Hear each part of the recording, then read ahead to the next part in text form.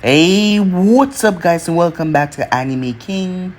And today I'm going to be giving you part 22 of What If Naruto Was a Direct Descendant of the Sage. Remember to get this one to 100 likes as usual. Share this to all of your friends in your social media platform. And also, go ahead and check out the brand new episode of What If Naruto Was Betrayed by Hagoromo over on Anime King 3. And enjoy that, guys. And also, go ahead and check out the brand new episode of What If Naruto Was Too Advanced for His Age over on Anime King 2. And enjoy that, guys. And remember, if you're new, to go ahead and click that red subscribe button and become part of the Anime King family. And thank you for all of your help and your support. And yeah, without further ado, what do you say begin this new episode? Start the intro.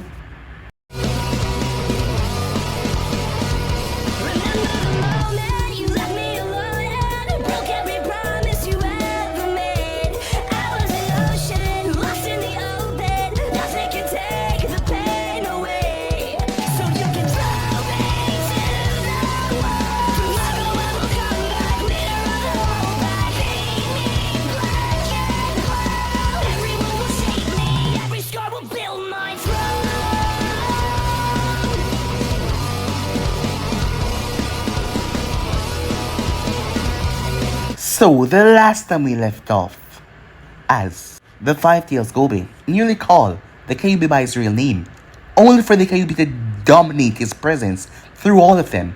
They understand where the power line was, so they couldn't really argue against it. As the Gobe was just like the Kyuubi, he would not really acknowledge Naruto at all, just because of his resemblance to the sage. But Naruto couldn't even hear him at the moment as his body was in too much pain as he passed out. When he woke up, as he looked around, as he looked up in the tree to see the chameleon, as Naruto thanked him as the chameleon nodded and poofed away, as it got them to somewhere safe. So with that out of the way, Fu had woke up as well, and despite her being in pain from the recent attack, she still mustered through it as she made her way towards Naruto. As Haku's arms were burned badly because of his chakra, exhaustion and overuse. So they would have to stay there until they got to their feet. As the time passed, it was a week. Meanwhile, the Akatsuki members had met up, as Pain gave them all of their orders. The Nine Tails had still not been found, as he told Zetsu to go back on that job. His word was a law in the Akatsuki, so none of them could disobey him. Fu had spent the last week taking care of Naruto and Haku like a doctor, and she enjoyed it. After that was over, they made their way towards the Fire Temple. As Fu get to see where Naruto grew up, but she also had doubt in her heart because she was afraid that their journey might end here. What will happen to her if he decides to go back to the Fire Temple? Making his way there, as Sora was on guard duty, that was just pure luck, as they introduced him to Fu and also Haku. With that, they made their way, as Naruto went to talk to the master, as Sora decided to show them around. Meanwhile at Konoha, with the Tishikage fleeing, the Hokage decided to release the Stone Ninjas. They can do more harm in the village and without. But the Stone Ninjas, they were kept, as they had a direct link to Orochimaru. And that man was a criminal of Konoha. Kakashi was thinking about the whole event, as that boy that he saw looked just like Naruto, but he looked like he had aged a lot since the last time he saw him, which was just a couple of months ago. So that was rather strange, but he needed to find out more. Back at the temple, as the old monk was talking to the group, as he started to tell them about nature and energy, what Naruto could see. As Naruto told him about his travels, he was happy and also sad for Naruto at the same time when he heard about Shizuku. But he was happy that the boy was okay, and he had some good friends along with him. He told them about nature and energy, and they saw the statue that was outside, that looked like a human, when he actually told them that it was a human, as he was the last person to try Sage mode inside the temple, and it was unstable, and he ended up turning into a stone. They were shocked by that, but Naruto promised to find a way to go around that, as his eyes could see nature energy, and he wanted to learn about all form of chakra, all form of energy, so this was in his reservoir as well.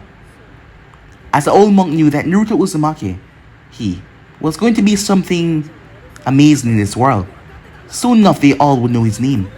So yeah guys, so basically that's what left off. You guys can switch across to the playthrough and check it out for yourself. So what do you say begin this new episode?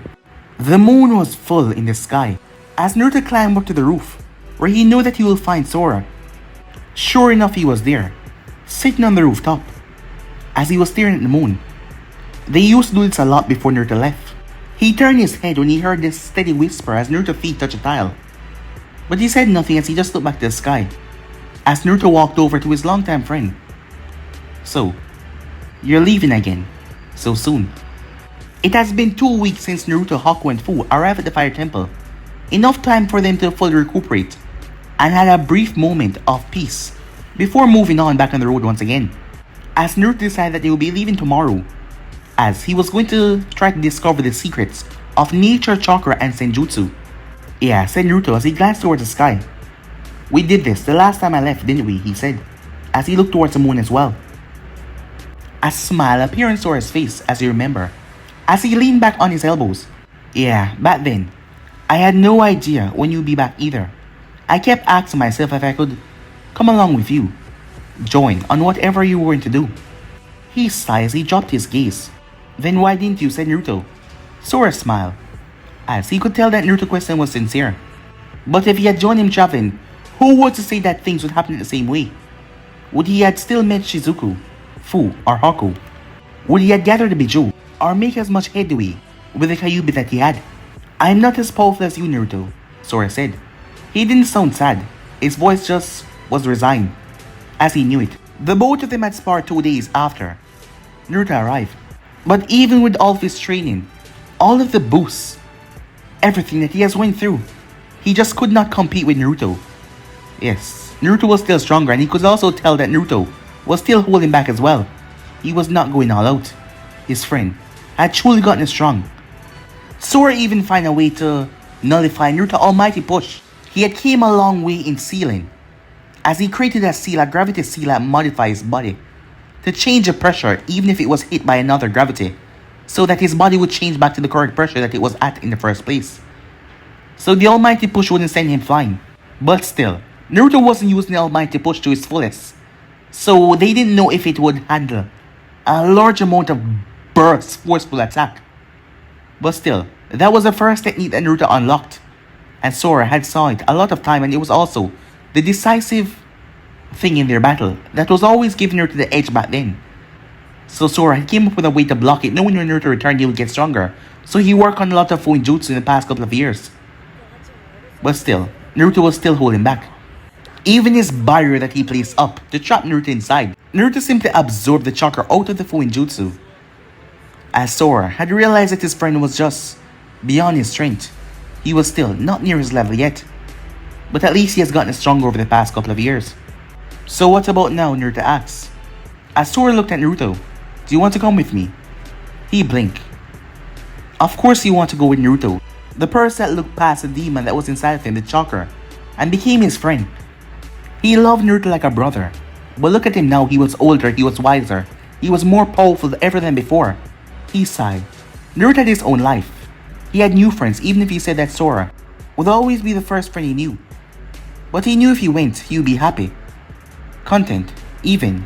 However, as selfish as it sounded, he didn't want to trail in the great shadow that Naruto cast. No, said Sora. Naruto's face fell a bit. He understood Sora's choice, but that didn't make him feel less sad about it.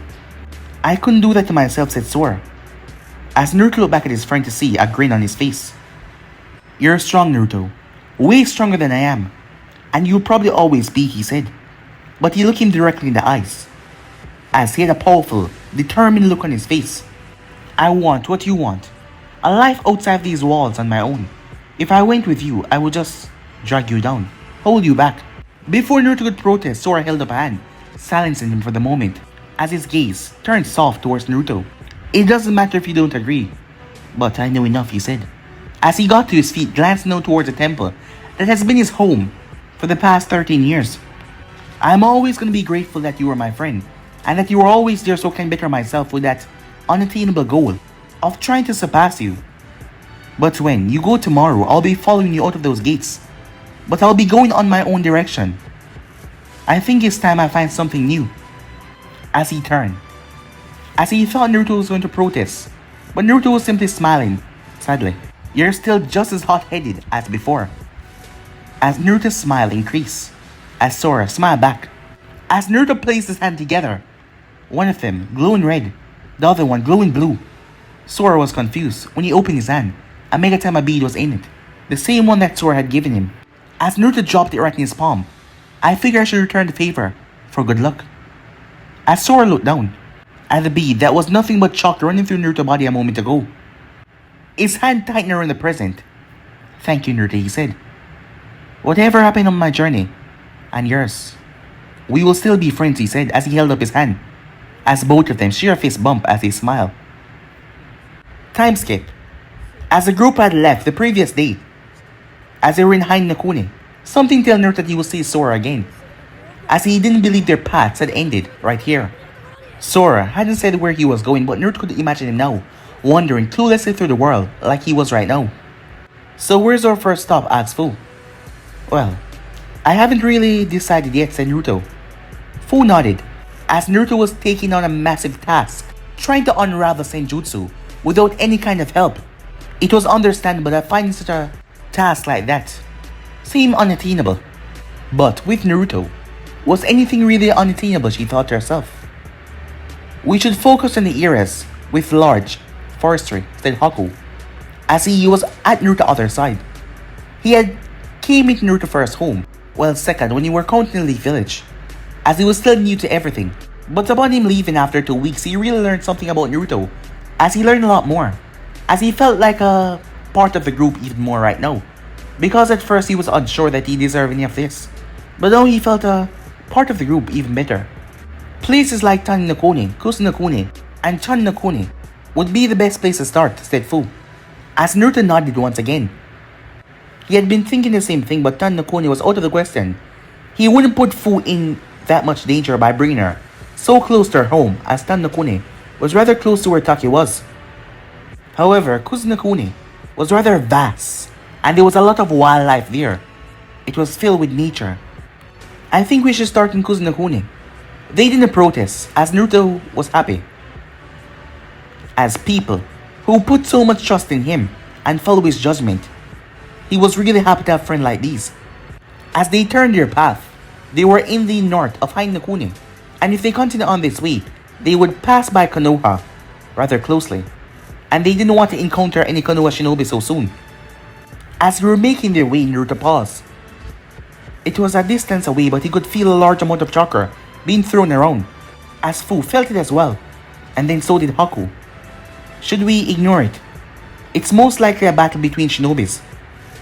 As Naruto frowned, that was a problem. Shinobi battles were awfully messy, and they always leave casualties with opponents with terrible injuries, or civilians. His preservation instincts were telling him to leave it and carry on. So deep in Heinekune, one of them must be a Konoha shinobi. However, the part of him that was a medic, that was literally beaten to him by Tsunade, was screaming to him to make sure that the injured party received care. No, we'll at least go to see what is happening. They didn't protest, but Fu eyes narrowed a bit. After all, she didn't really care for anyone else. Most people didn't really bother her, as she was ingrained growing up as a killer. Her mood had softened over the time of being with Naruto, but the part that Naruto had, that Tsunade had beaten to him, it wasn't so strong in her, so if she didn't want to, she wouldn't interfere. But she would follow Naruto without question because that was a path that she chosen. She had fully committed to that.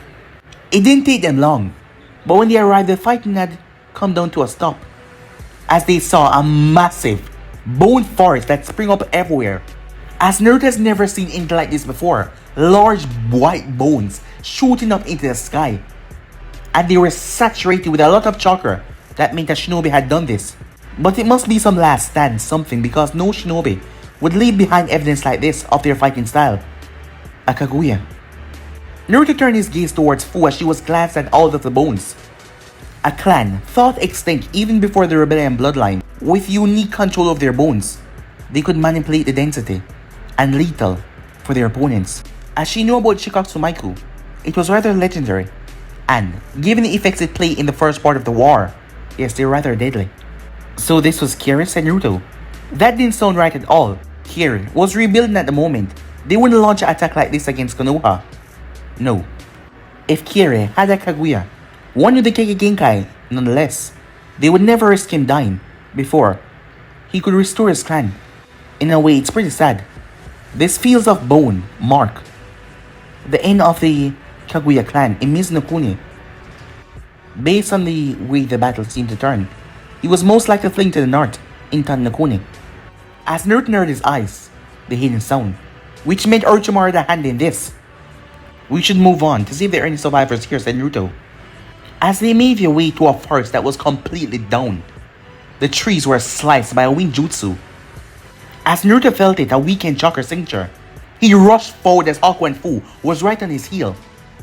As single kunoichi was lying down, a massive tree trunk was on her legs, no doubt crushing them from the force, if it hadn't crushed them already. This was pretty bad. Crush injuries were hard to deal with, and not to mention, if a time had passed, they would become unusable. As Naruto circulated chakra through his back and arms, and his legs, as he lifted the massive tree off the girl.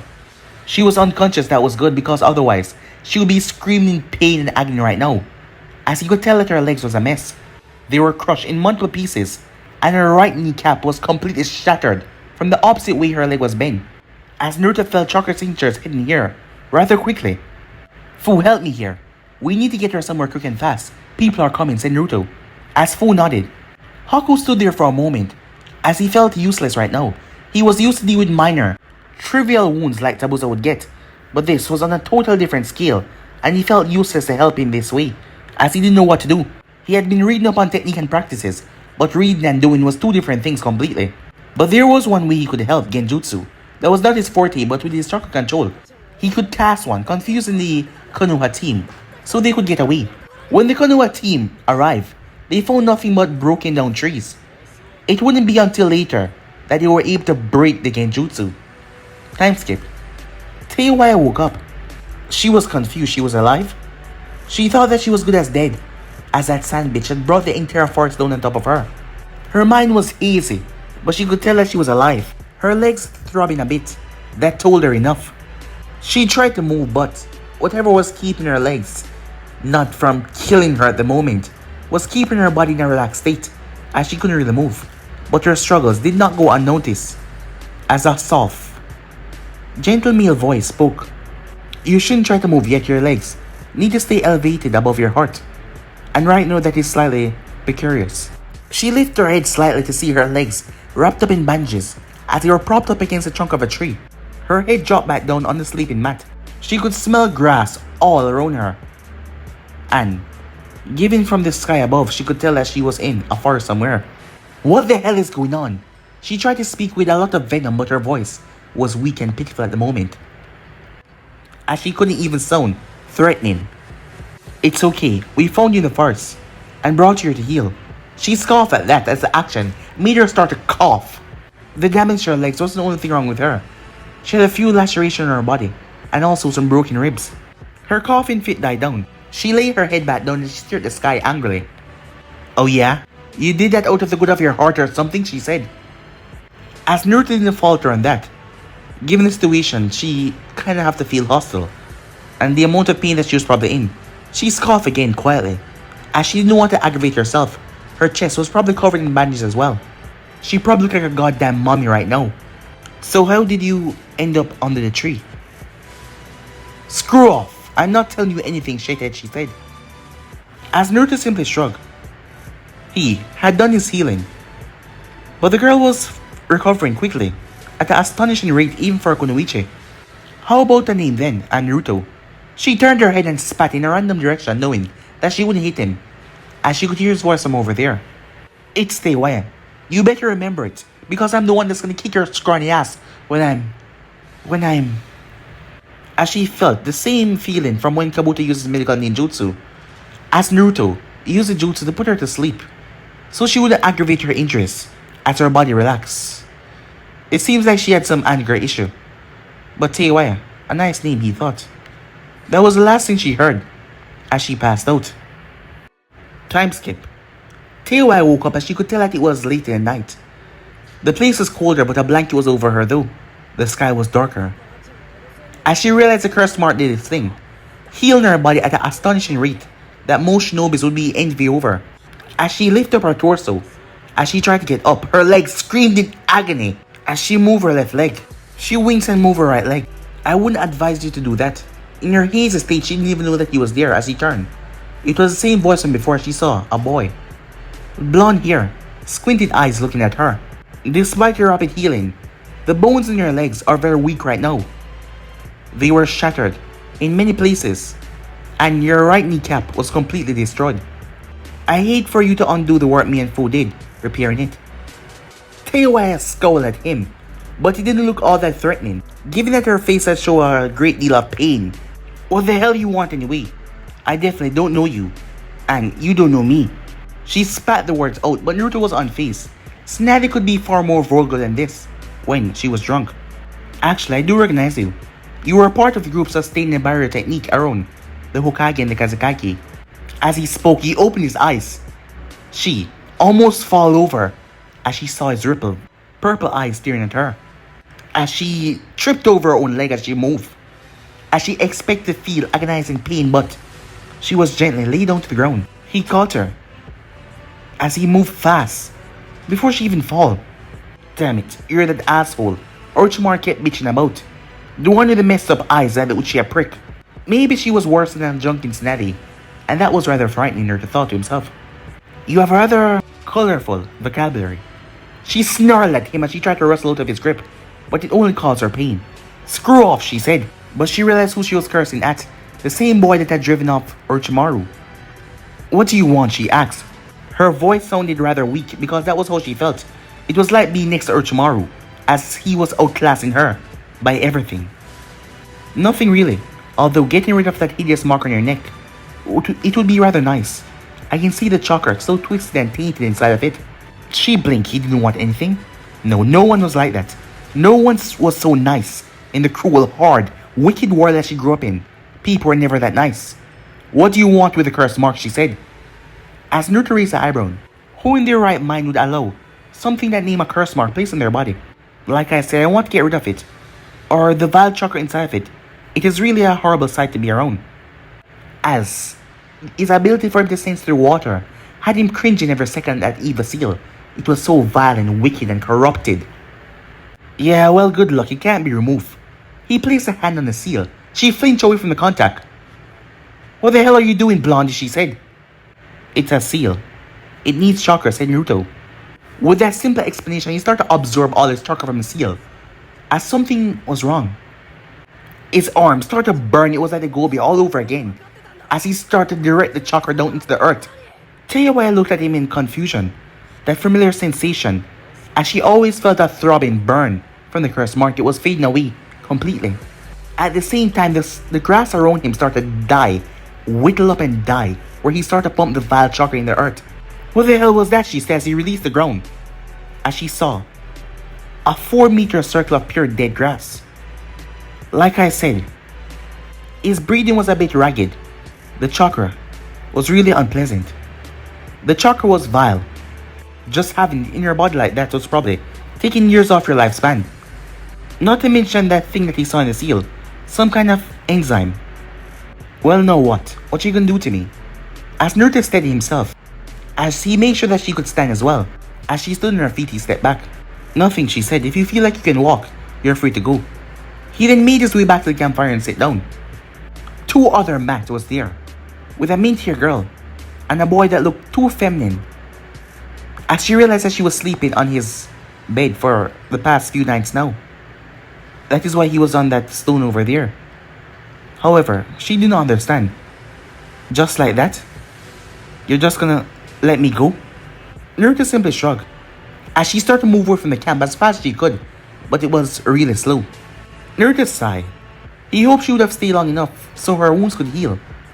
But in the end, he wouldn't hold anyone against their will, even if she could provide some information against Orochimaru. Taewai made her way off, as she didn't know where she was or what she was going to do. She couldn't go back to Orochimaru now, not after a failing mission. The Uchiha brat had to go and refuse Orochimaru's invitation, saying that he would never become a student of the snake, because he wasn't even strong enough to kill the Hokage. How could he be strong enough to train him? So they had to kidnap the little bastard, but your fight alerted the entire Konoha. They had gotten away, but the recovery team was on them fast. They would have won if that damn sand team to come after them. She didn't even know if Kimimaro was successful to get him past the border. As she had to stop and lean up against a tree as she nearly stumbled. As her breath came out in ragged gasp, without the curse mark, and whatever juice Naruto was using to nullify the pain, she felt like she was getting stabbed in the leg every time she moved. A lone tear trailed down from the pain as she couldn't hold it in anymore. She had no idea what to do as soon as Orochimaru found out that she was alive. He would send someone to deal with her. Loose ends weren't tolerated after all. As her head then turned where the blonde kid was, he was strong, really strong. At least strong enough to provide her protection until her skills was enough to deal with whatever flanky Orochimaru sent after her. She couldn't imagine it though. Playing nice and asking for help to a kid 2 years her junior. Well, it was either her pride or her life. After a few moments, her decision was made. Well, damn it, she said, as she turned around and made her way back to the camp. Time skip. So tell me again, why are we looking for this broad? As Naruto sighed, they were walking on one of the main road. They came across some of the daimyo samurais and also Konoha patrol group. But as long as there was no Hyugas there, he was fine. As a Byakugan wouldn't be used for a meaningless task like this just to search a place. Well, on their patrol route, Naruto already told you, Teiwaya-san, we're searching for Tsunade because she holds one of the three summoning contract of Zanin, the slug contract more accurate. As Naruto was happy that Haku explained, he didn't know if he could explain to the redhead once again. Yeah, I get that. But why are we looking for her? She stretched the why as she looked towards Haku. She has been with them for 2 weeks now. She had been a rather unique addition to their group, as she has gotten under everyone's skin. Even the normal Fu, that was always calm most of the time, wasn't, well, unaffected by the girl. Abrasive attitude. And I heard the question very clearly, Teiwaya-san, Haku said. Oddly enough, Haku was the most easily affected by her attitude for some reason. The two of them squabble most of the time as they walk, her loud voice clashing with a soft tone. But Naruto did not complain. In the past week alone, Haku was shown more emotion than he had shown in the time that they have been traveling together. Well, whoop-de-doo to you, femboy. You have ears. Although the swearing Naruto could have done without. He wasn't sheltered as he had heard many swearings back at Konoha. He just thought there was a better way to deal with it than vulgar language. So seriously, why the hell are we going after this Tsunade person? I'm very well acquainted of dealing with one of Sanins. I don't fancy going after another. As Naruto got in to stop the argument, Tsunade hold the contract to the slugs. Their place is one of the few places that is in tune with nature. Considering I am unable to summon creatures that pre-exist in contract and an active summoner, we will have to find her to talk to Katsuya-san. As Naruto was just glad that he met Tsunade once. After all, if he hadn't, finding the forest where the slugs was gonna be impossible. What about one of the other? Sanin contract then. This bitch move around too much. As Naruto eye twitched at that. That wasn't a proper title for her, as he had a lot of respect for his former sensei. Although finding her was hard when he had no idea where she and her niece was at. Well, we could always find Orochimaru and force him to reveal the location of the snake cave. As Teiwaya went quiet on that. And the only other time I met the other Sanin was in a bathhouse in Tonnokuni when he was peeping on a woman. So, Tsunade it is, said Naruto, as Teiwaya frowned, as she couldn't argue against the logic. Well, what about one of your summons then? If the Sanins hold the contract to the key of what you're trying to do, maybe one of yours might. As Teiwaya knew a bit about his abilities, to know that she was not in his league at all. But that was already confirmed when he almost buried all of them on the rooftop in that sand when he was attacking Orochimaru. It was like a desert worth of sand. I suppose one of them could. I suppose you have a list of all the summoning creatures in the world then, Naruto said, as you could hear the annoyance in his voice. Screw off, shithead. I'm just tired of all this aimless walking, as we don't even know where this broad is. As Naruto simply sighed again, he was doing that a lot lately. No one asked you to come with us, Teiwaya-san, and we are not forcing you to follow. You can stay at the next town we come across. Again, Naruto was surprised by the venomous tone that Haku used against their latest member. However, that took all of the bite out of her bark. as it was a poorly kept secret that she was traveling with them because she was afraid what Orochimaru might do to her. I still don't get why we didn't stay in Kuzenokuni for longer, as Naruto's side was not of irritation, as he had wanted to spend more time in the forest. But there had been a large amount of shinobis there. It seems that the people of the grass didn't like unknown people being near their forest. They had to cut their trip short, or they would have been taken for a spice, and that wouldn't have been good for anyone. And Naruto wasn't about to be locked up, because we didn't want to cause an incident. Teiwai simply huffed. You're right, I saw how powerful you are. You guys can take on some grass ninja without any problem. As Naruto simply rolled his eyes. It doesn't matter if we could. As Naruto narrowed his eyes towards Fu, as she was the one that spoke. She really get herself involved with these conversations. She just chose to ignore Teiwaya most of the time. There are better ways to solve conflict. Teiwaya simply scoffed once again.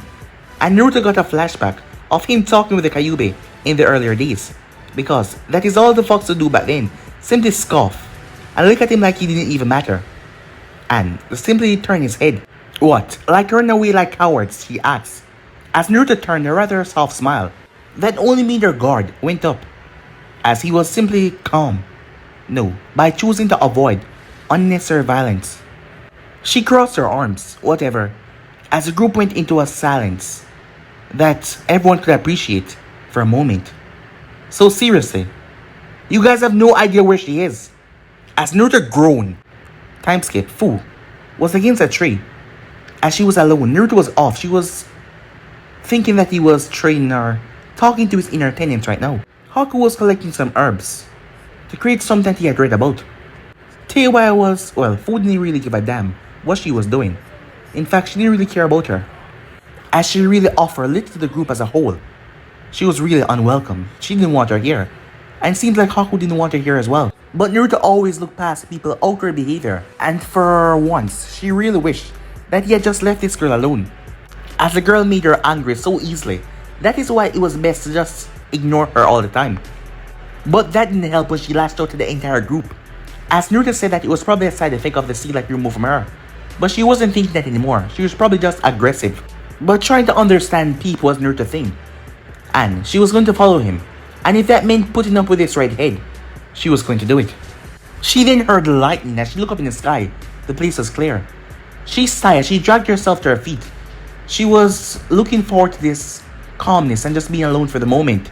As she sighed once again, as she made her way on top of a tree, as she saw Naruto in the clearing, as lightning was crackling off his fingers, as a clone was in front of him, set in a different stance, one that she didn't recognize. A leaf fall from a nearby tree. As the two of them moved forward, the original moving his two fingers to end the fight rather quickly. But the clone twists and launched his body over the original. In mid-air, the clone tried to lash out with a series of punches and kicks that had Fu widen her eyes, as she has never seen Naruto fight like this before, as he simply fought with his Kaminarian style that took out opponents with fast jabs and precise jabs rather quickly. When the clone landed, she noticed there was a hater on his hand, like it was giving off more heat than it should have. As the clone came back in as it was thrown by the original, he had to twist and place his hand on a tree to steady himself. When he pushed himself back off, this tree was burned with a handprint on it. Fu blinked as she never knew that Naruto had such a lethal and violent taijutsu style. Well, it made perfect sense she never saw him use it before. As she realized she wasn't the only one watching, as she dropped to the forest silently, right behind a mesmerized Teiwaya. He's very impressive when he trained, isn't he? As Teiwaya almost jumped at full voice, she was whispering out of courtesy to Naruto. She knew that he knew that they were there with his sensory abilities. What the hell, Teiwaya said as she whispered as well. She didn't know that her whispering was ineffective. Naruto already knew that they were here. She simply calmed herself then she turned her head. How is he so fast? I can barely keep up with his movements. And he's younger than I am. He trained very hard. As Fu saw his movements quite well. After all, she sparred with him so many times. And not to mention she had to be wary of her surroundings when she was flying because her wings took her rather fast, and especially when she entered Tail B state. I bet it is those eyes. Orochimaru was always going on about the unfairness that dojutsu give bloodline users. Fu's eyes narrowed dangerously. She knew how hard Naruto trained and how much suffering he went through to get where he was. You don't know anything. Teiwaya turned as she glared at Fu. Oh really? Well then, enlighten me. Full eyebrow and twitch as she struggled not to glare back at the girl. She restrained herself though. She wouldn't drop to her level. She knew that she was more in control of her emotions than this girl. So she calmed herself and didn't go off on her. You know nothing about those eyes. You don't even know how he got them, do you? Tell you why I said nothing. It couldn't be that bad, she thought. They activated when Naruto was forced to watch the people he cared about most in this world get killed right in front of him. Tell you why I blink at that. As she felt regret saying anything now. However, her stubborn attitude kicked in a moment later. Well, so what? Shit happened to people. He is not the only one that suffered. Tell you why I was taken aback when that calm look on Fu's face dropped and a dark, angry scowl came on her face. No, everyone have suffered in your own way, but you wouldn't care about that, would you? You're only here for protection. Naruto was the strongest person you saw nearby. Beyond that, you don't care for anything else, do you? Tell you why I got over her shock. You don't know me, bitch. You don't understand anything about me. Oh, of course I know about you. You're the type to latch onto someone that is strong because you're weak. You hope that by being around them you can become stronger yourself. You're a coward. Tell you why I stepped forward, shaking with rage as she stood right in Fu's face. Who the hell are you calling a coward? Bug girl. Fu's hands tied into a fist as memories of her passing Take welled up in her mind. Memories that she wanted to keep out. The cold glares, the looks, everything. Burn your mind as she looked at the red head in front of her. Don't call me that. As heat started to produce from her body, tell you why I stepped forward as she didn't really care about the heat. And what are you gonna do about it? Bug girl. Tell you why her eyes went wide and full eyes turned completely orange. Like some kind of an insect as the red chocolate cloak bubbled up around her as she launched herself at her. She had to dive back as Fu ripped her hands through the ears, her claws, ready to take off her head. She quickly reached for her flute where it was supposed to be her pouch, but nothing was there. She didn't remember that it was sliced in half by that sand bitch. And without it, her genjutsu were weaker. And she didn't even have her curse mark to fall back anymore. I told you not to say it. Fu shot forward that she tried to block. But Fu slammed her fist in her stomach. Her eyes went wide as she was thrown, as she broke through a tree. She coughed as she looked up as Fu stood in front of her, cracking her knuckles, something that Snady might do. Not that Tiwai would know that, as Fu pulled back her fist. Tiwai's eyes went wide as she brought it down, but San grabbed onto the both of them. As Fu, chakra was seeped away from her in her body. Should I ask what this was about? Both girls turned their head, as Naruto was standing there, his arms crossed over his chest, with a disappointed look on his face. As Fu flinched under the gaze as it was aimed at her, and it felt strange to see Naruto looking at her that way. She felt extremely sad. This doesn't involve you, shit. Tiwai stopped as it sank tight around her. She probably had a cracked rib or something. If it is serious enough to cause Fu, the most stable person I know, to give into her tenet chakra, then it involves me, said Naruto. I don't want to have a death of this group member on her conscience. Tiwai scowled. He was trying to say that she was weak. You say that like she would win. As the sand drained back into the ground, as Naruto raised the eyebrow. And you think that you would win? Genjutsu type, without her main weapon. Tiwai growled something under her breath, as Naruto turned, as he looked at Fu. Fu. She looked up as she reined her emotions already, since Naruto removed her chakra cloak. Please, don't say Naruto. I'm sorry. It won't happen again, she said. Alright, said Naruto. I believe you. As she nodded. Hey, how did she get off so scot-free? She attacked me. As Naruto turned his gaze towards Teiwaya, as a cold look was in his eyes. Listen, Teiwaya. Fu is one of my oldest friends. If she says something, I will believe her. Because I trust her. The things I do, and will always do, are for the people I care about the most. Because they are my precious people.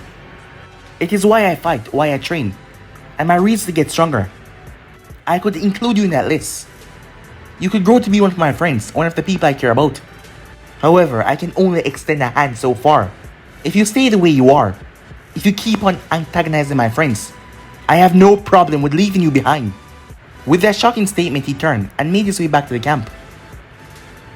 He's serious, you know. Teiwei stamped out of her snooper as Fu already turned off and were making her way back to the camp as well.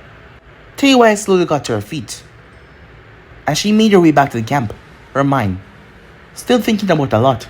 Time skip. As the group was making their way, there was a gambling tournament going on in Chandakone, and they were making their way there. And Naruto didn't want to get, well, be on the receiving end of Tsunade's wrath by summoning her, as he had no idea what she was doing at the moment. Said Naruto. What is it? Said Fu. As every town they went by, they had picked up books looking for anything on Senjutsu. A story about the first Hokage. It said that in battle, he usually got red markings on his face, his eyes becoming a brilliant golden, and his abilities were beyond the realm of human and stepped into the realm of gods. So what? He sometimes liked to put on war paint. It's not unheard of from shinobis from those times. Surprising that came from Teiwei. Since their talk a few weeks ago, she has become very withdrawn, rarely speaking to them as they walk. When she did spoke, it was in a soft tone that lacked everything that she used to have. But remember what Haku found in the monastery library about nature energy changing the color of the iris. As Fu started to think about it. But I didn't know the first Hokage had any summons. You think something like that would be common knowledge, said Haku. It would be, but he did not. During those times, to rely on summon would seem like weakness amongst the Uchihas and the Senjus. They like to rely on their own bloodlines. So that means the first Hokage could manipulate nature without a summoning contract.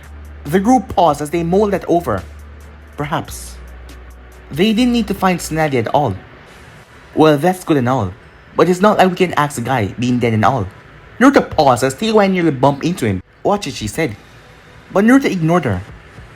Of course, I can't believe I forgot. As Naruto pulled off the pot and placed an at chakra as it started to expand.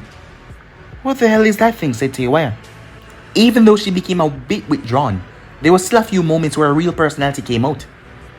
It's an artifact from the time of the original sage. It is said to seal anything with inside, said Fu. As Naruto removed the lid, there wasn't any suction or anything, but he was going into something unknown, removing something that had already been sealed. He knew that it was possible though because the Hatsubi had been sealed inside of it. As he wished it was this simple as he placed his hand on it and started channeling his chakra. As he kept two names in mind. Nothing happened for a good few moments, but then suddenly the liquid inside started to stir.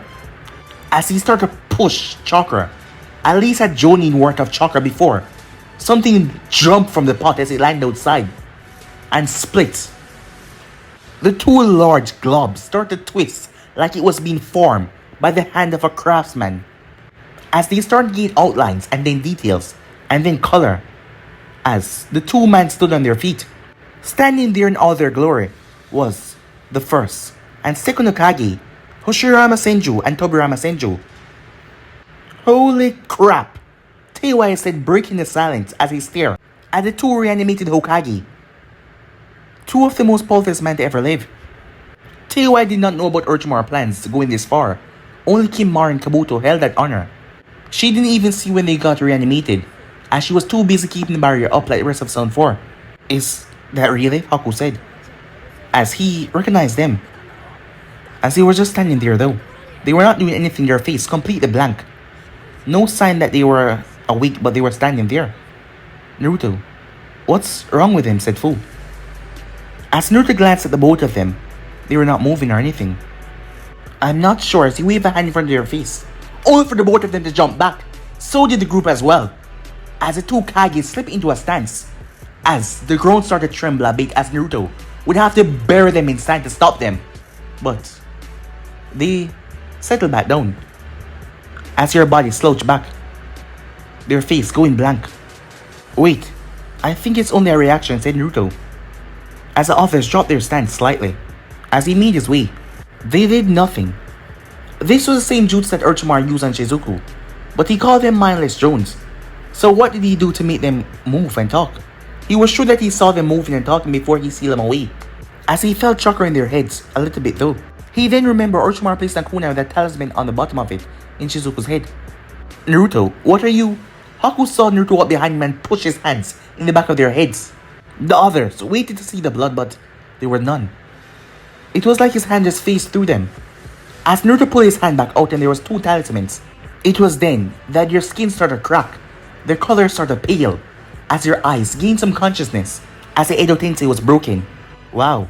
You know, when I agreed to you developing this jutsu, Tobirama, I didn't think that you would make it this uncomfortable, said Hoshirama as he cracked his neck, like a man who has been stuck still for too long. Well, that was true. Yes, but when I developed this jutsu and named it Kinjutsu, I never thought we would be on the receiving end of it, said Tobirama. The first Hokage sounded, well, jovial, but the second sounded just like Fu. His tone was collected and cool and calm. Well, I told you it was a bad idea, but you never listened to me. I bet this is karma or something. As Naruto raised the eyebrow at their conversation, it seemed that they did not notice or they did not care that they were alone. We were in a war, Hoshirama. You were always taking the peaceful road, and never doing what was exactly necessary. Hoshirama seemed to laugh it off as he slapped his brother in the back. Oh, come now. You know, if it wasn't for me, we would have been embroiled in that fight for the rest of our life. As the second then turned, as he seemed like he was ready to attack at any moment, as the first guy was calm and collective though. They seemed rather jokative about everything. He supposed that was between dying in a peaceful time and for the second dying in war times. He was always on edge, it seems. Enough, we have this conversation many times before, and we're in the company of others. It would be best if everyone not know that you were childish, simpleton, while you were living. To Naruto's surprise, Hoshirama pouted from his brother's words. Actually pouted. You were always so much like Father, Tobirama. The first in turn, that smile on his face as he looked towards the teens. Hello there, young one. It's a shame that we should meet under such circumstances, but I suppose I should be thanking you. As he looked at Naruto with a critical eye, as Tobirama cut in. Yes, had you not come and sealed our body away in the jar, we fear we might have killed young Saru. He huffed at his lip up. Hiruzen, he said. As he looked at the pot, truly, Konoha has changed. If we had come into the position of one of the sage's artifacts. However, it seems we're not in Konoha or Hainokuni anymore. Or has the land changed that much since our era? As he looked at Naruto, looking at the young blonde, you do not bear a Konoha headband, and I specifically remember making those mandatory in my time. So you're not a shinobi. You bear the markings and robe of Fire Temple monk, but you do not stand as them. So you're not fully trained in their ways. You wear the old headband of the Nitsuko tribe, but neither of the girls there bear their headband. So you have traveled extensively. It seems like you're on your pilgrimage, are you not? Yet you aid in the invasion of Konoha. You bear ties to the village. So, you are run away, he said. Naruto was surprised how the man had break down everything rather quickly. You are too young to have deserted as a genin, and you lack any of the trappings of a shinobi. So it was while you were in the academy. The question is, why? When I was being controlled, I remember seeing your eyes, but it was only in passing. Open them, he said. As Naruto could see how this man was made Hokage, as he opened his eyes. As both Hokages looked into his eyes. Interesting. But guys, if you end episode right here, if you want the next part, this one to do, like, subscribe, comment down below, and turn on that bell notification to stay posted. Remember, share to all of your friends in your social media platform. And also, guys, go ahead and check out the brand new episode of What If Naruto was betrayed by Hagoromo, and enjoy that, guys. And he also posted a brand new episode over on Anime Making 2 of What If Naruto was too advanced for his age. So go ahead and check out that and enjoy as well, guys. And remember, if you're new, to go ahead and click that red subscribe button and become part of the Anime Making family. But I'm out for now. See you guys soon. Peace.